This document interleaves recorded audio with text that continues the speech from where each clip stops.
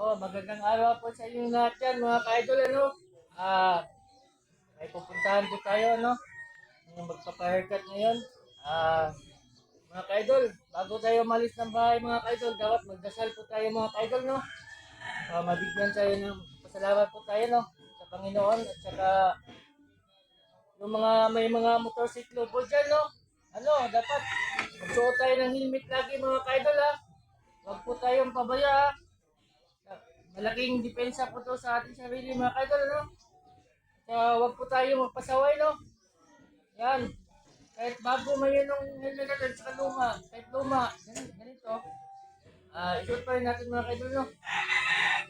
Maraming salamat pala sa lahat ng viewers, ha? Salamat. At saka, pakishare na rin yung ginagawa ko dito.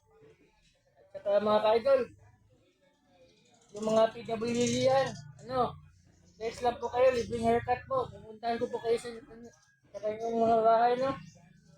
At saka, lahat po ng senior citizen po na hindi na nakapaglalakad, ililibre ko rin din.